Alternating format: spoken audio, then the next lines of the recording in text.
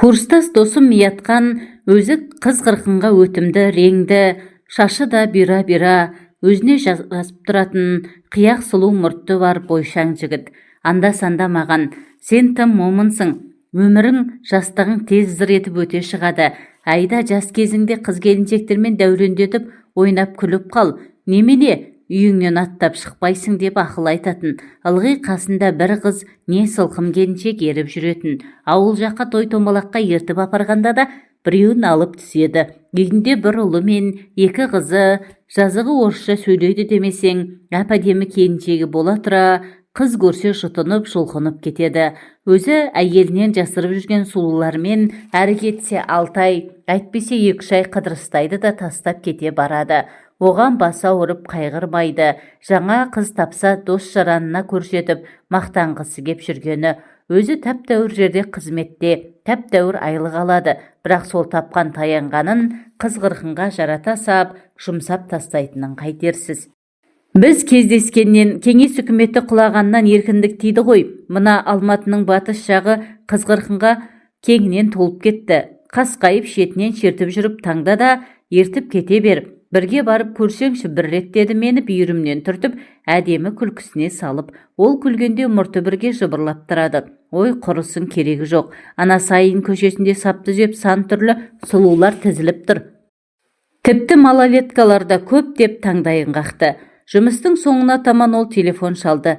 Нариман, ұйғыр кафесіне келе қалшы, бір періштемді көрсетейін деп Миятқан кеңк-кек мәз болып күлді. Бір көше төмен ұйғыр кафесінде анда-санда кездесіп, шай-пай ішіп өткен кеткенді әңгімелейтінбіз. Кофенің дәмі тіл үйреді. Жаздық алаңындағы үстелде Миятқан бір қызбен отыр.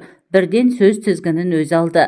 Мынау Нариман деген досым. Екеміз университетте 5 жыл бірге оқыдық. Бұл жігіт тек 5-ке бітірген оқу озаты деп мені мақтай жөнелді. Мына қыз Жамал деген періште. Қарашы қандай перизат, ғажап, сұлу. Сен екеуміз суретшіміз ғой. Мынандай сұлулықты көрдің бе? Қазақ қызы осындай болсын. Жамалдың портретін салуға кірістім деп қызға сұқтана қарады.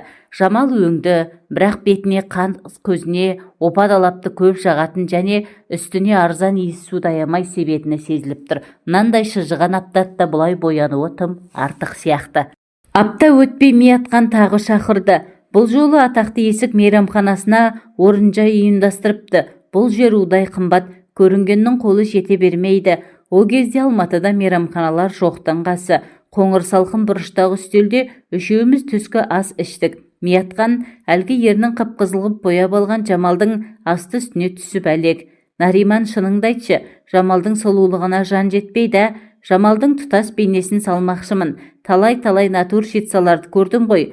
Мына періштемнің дене бітімінің бәрі қандай ғажап сурет. Галерея, ән салып тұрған симфония, мөлдіреген поэзия, бүкіл қазақ қыздарының бітім болмысының символы. Қарашы, мүсінінде бір мін жоқ, мойнында, омырауында және кіндік тұсында әдемі түйме қалы қандай ғажап. Міне, суретшісің ғой, қарашы.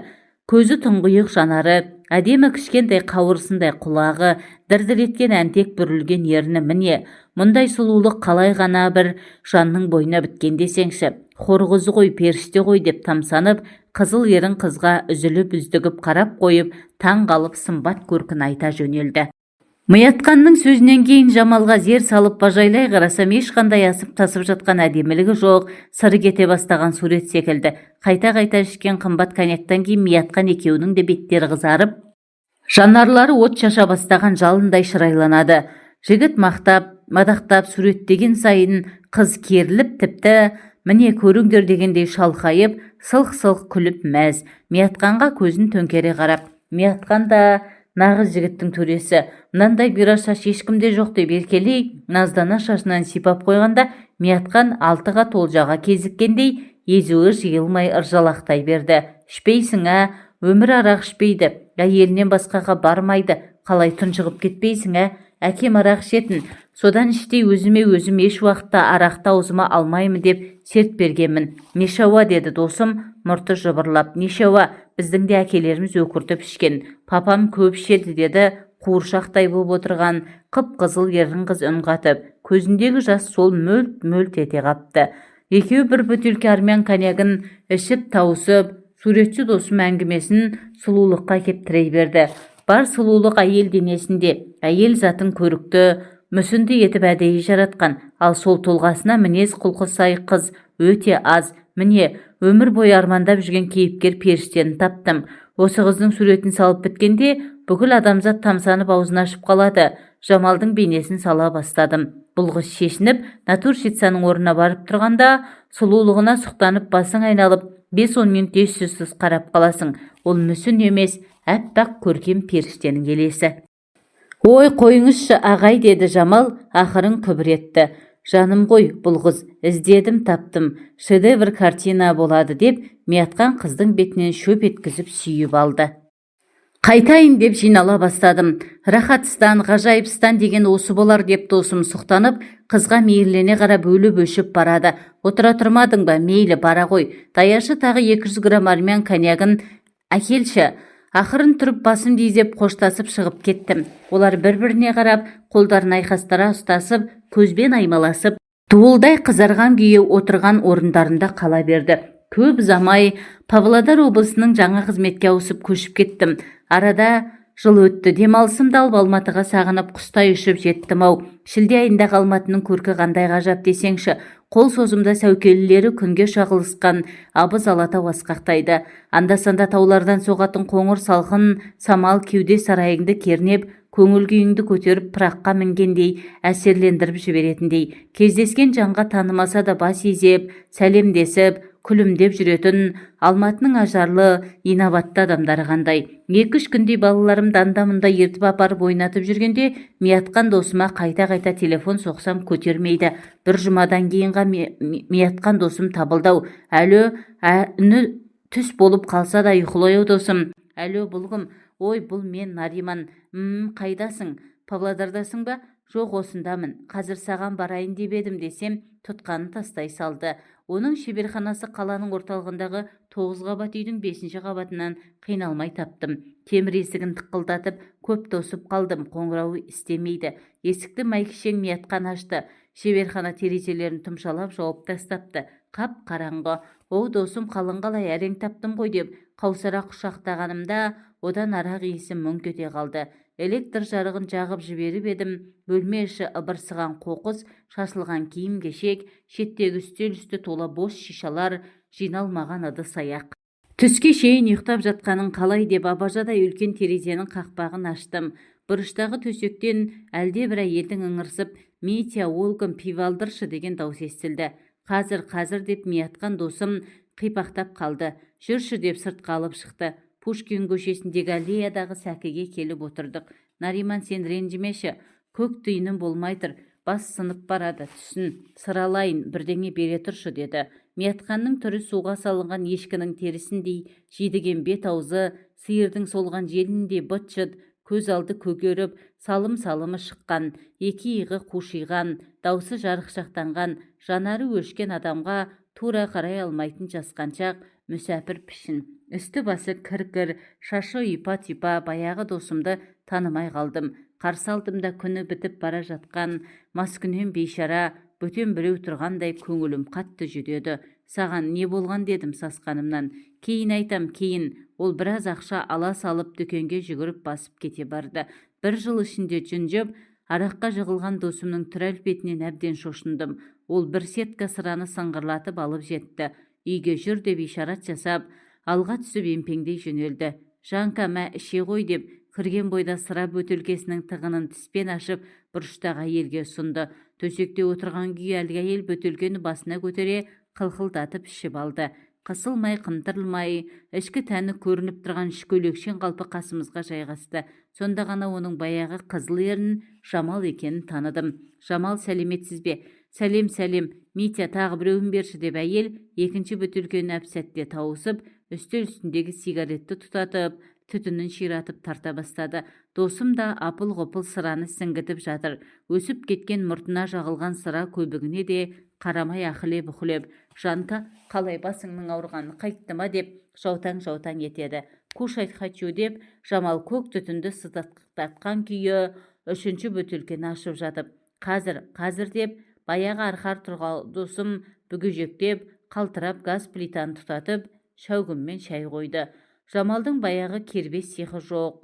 сап-сарыға бояған шашы, ұйпа-түйпа сойған тауықтың жүніндей үрпиіп, арақ пен темекі сасыған денесінен сыра толы бөшкедей жаман иіс шығады.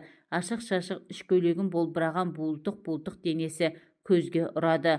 Опа-далапты көп жаққан ба жоқ, зәһәр суды көп ішкеннен бе, бет-аузы мыж-мыж қаптаған құмырсқаның ізіндей әжімдер, шұбар бет, қайқы төс, түрік ернін шүршитіп, ар ұяттан құрдым жұрдай қатын бөгде адам барсың-ау деп те қарамады. Үстел үсті ыбырсыған қоқым, қатқан нан, кесілген колбаса, ашылған консерві, шеті тістелген тұздалған балық, темекінің тұқылдары, босаған бөтелкелер бөлменің әр жерінде домалап жатыр. Жанка, ішесің бе деп, бәйек болған досым үстелдің бір шетін қолмен сыпырып шақырып еді. Не хочу, басым жазылмай тұр деп, қайта төсегін сықырлатып шіріген бөренедей ара қарап жата кетті. Бөлме іші қапырық, көк түтін, борсыған ащы иіс. Жүрші, Жанкаға бірдемелер алып келейікші деп, Миятқа маған мөлие қарады. Қу жапырақша дірілдеген құр сүлдесін сүйретіп, ине жеген иттей сүмеңдеп қалған оның мына түр әлпетін көріп іштей қатты шошындым, әрі қорықтым. Осыдан 1 жыл бұрынғы арқардай арқыраған, айбынды да адуынды керемет келбетті досымнан жұрнақта қалмапты. Жүр кеттік дедім сыртқа шыққанша асығып. Нариман, мына бұрышта сырахана бар, соған барайықшы деп өзі солай бұрылып жөнеліп алды. Сыраханаға іші гуілге толы, өңкей реңі тайған, бет-ауыздары дөңкиіп, өңі тозған, мыжырайған жандар қалқайып тік тұрып, саптаяқтарын көтеріп сыралатып тұр. Миятқан 2 күрешке сыраны қылқылдатып бірақ тартты да, маңдайынан тізіліп шыға келген шып-шып терін сүрткіледі. Болмай тұр деді темекісін қайта-қайта құшырланып. Үсті-үстіне тартып, көк түтінді бұрқыратқан досым жәутеңдеп мүсәпірлене қарады. Бас әлі шытынап сынып тұр. Бір ғұмыр ақ шикушка алшы. Маскүнемдердің ежелгі әдеті арақтың атын туратамай шиша құмыра деп атайтынын білемін. Қайран, асыл текті, қызғырқынның көз құрты болған, алпамсадай алып тұлғалы, сұңқардай самғаған сері досым әбден тозған керзетіктің қонышындай мыжырайып бітіпті. Есіл азамат бордай езіліп, өшіп бара жатқанын көріп өзегі мөртенді. Шикушка арақты стаканға 2 бөліп құйып алып тартып алды. Көз жанары тұтанып әңгімесін көйтті. Нариман, мына досыма не болды деп сұрай алмай тұрсын ғой, енді сыра ішуге болады деп, саптаяқтағы сыраны анда-санда ұрттап қойып, соңғы 1 жылда болған жағдайды айта бастады. Жамалға қалай жақындадым, темірге жабысқан магнитте айырылмай қалды. Өзің білесің, қызғырқынның бірін икемдеп алып, келесіне секіріп кете беретінмін, ешқайсысына көңіл бөлмейтінмін, шаруа бітіретінмін де басқа қызымды іздеймін. Жыласа да соңымнан қалмаса да бұрылып қарамай шорт кесіп тастайтынмын. Қыздар осы қызық, қызыл сөзіме, суша сапырған уәдеме құлай сеніп қалады. Тілегіме жеткенше уәдені үйіп төгіп бере беремін. Қалай төсекте дегеніме жеткен соң, жемтігіне тойған бөрдей жеріп шыға келемін.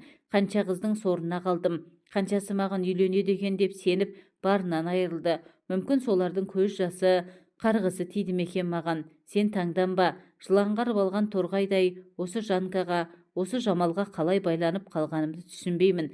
Қақпанға түскен арландай қанша мәрте қашып кетейін-ақ деп, осы бәледен құтылайыншы деп ойласам да кете алмадым. Арқандаулымын, тіпті темір шынжыр мен кісен